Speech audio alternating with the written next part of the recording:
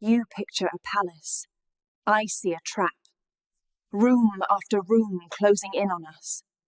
The air is thick with filth. Bodies masked by rosewater. The walls are alive. Listen. The rats own this house. Beneath the gold. The wood is black with rot. They call me a sorceress. They say I bewitched him with black magic. Magic. I am just prey, standing very still, waiting for the hunter to finally tire of the chase. You look at this place and you see gold?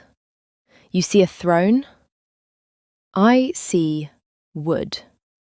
Just old, wet, breathing wood. Listen to it. The walls shift in the dark. The beams whine under the weight of his court. It sounds like a ship, a heavy, waterlogged ship, slowly sinking into the river mud. And I am chained to the mast. Every creak sounds like a footstep. The tapestry moves, not from the wind, from the rats behind it. They scurry in the wainscoting, thousands of tiny claws, scratching. You think a queen sleeps on clouds? The straw in this mattress, it ripples. Fleas, lice, bedbugs fat with royal blood. They do not care for my crown. They only want my skin. I wake with red welts on my neck, and I have to cover them with pearls. We paint over the rot with gold leaf, but in the dark, I am just food. You think a palace is a sanctuary? It is a crypt. The stone, it remembers the winter, even in July. The cold here is not weather, it is a presence. It seeps into your bones until you forget what warmth feels like. And the smell, beneath the lavender and the rosewater. Do you know what lies under these floor rushes? Old bones, spilled wine, dog waste. Everything we drop, we just trample down. We walk on layers of rotting history. A golden court built on a compost heap. He lies there like a fallen statue. Massive. Immovable. To the council, that bulk is power. They tremble at his shadow. But here, in the dark, it is just bloated sickness wrapped in silk.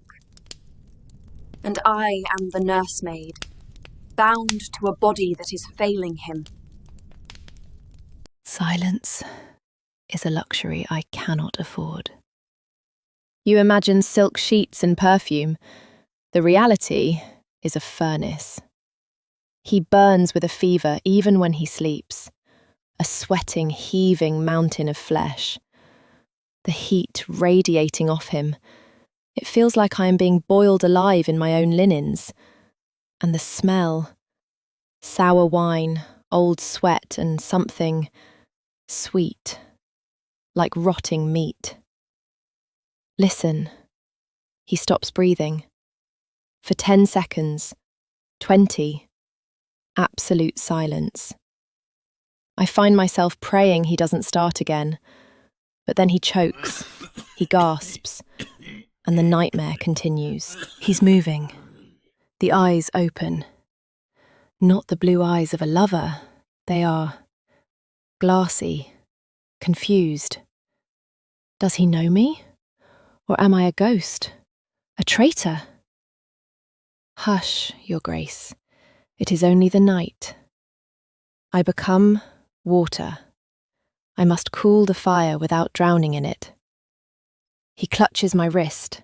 His grip, it could crush bone. He pulls me close, his beard scratching my neck like wire. He whispers names, sometimes Anne, sometimes Katherine. Tonight, he called me son. And I had to smile. I had to smile and stroke the hand that signed the death warrants of men better than him.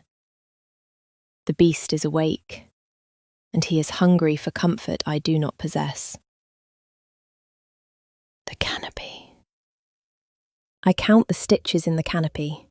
1, 2, 3 gold threads. Above me, the mountain shifts. It is not love, it is geology. Heavy, inescapable. A kingdom pressing the breath from my lungs. There is no kiss, only the grunt of a man claiming his property. I am not here. I am in Hever. I am in France. I am anywhere but under this sweating mass. It ends, a collapse of flesh. They praise her silence, but I see the truth. She is no lover. She is bait. Her brothers set the trap to silence me. Let him have his milk-faced puppet. She will learn silence cannot save her. I thought we were alone. I thought the duty was private. But look, at the foot of the bed, they never leave. The groom of the stool, asleep on the floor like a faithful dog, waiting to wipe the king's... He heard everything, every grunt, every lie. There are peepholes in the tapestry, I know it. Cromwell has eyes drilled into the oak. The walls breathe. The walls take notes. Look at it. Fat on the blood of queens. A louse. In the ermine. Even the furs are turning against us. I crush this one. Snap. But the others, the Seymours, they are harder to kill. They breed in the corridors. They scuttle when the lights go out. I hear them scratching. Not in the wood, in the council chamber, scratching out my name, writing hers. Am I fading? Do I cast a shadow? I stood before him today, in the great hall. I wore the yellow he loves. I laughed the laugh that broke Rome. He looked through me, as if I were glass. It is not his anger that kills. It is his silence. I am still breathing, but to him, I am already a ghost. The pain was sudden, sharp as an axe. I saw it, in the linen, a son, my saviour, small enough to crush. He was perfect, and he was silent. I did not just lose a child today. I felt the crown slide from my head into the blood. He came to my bedside. I reached for his hand, but he did not take it. He looked at me like a stranger, like a bad investment. He said God would not give him sons, with me. He walked out of the door, and I knew he would never walk back in. They came for me at dinner.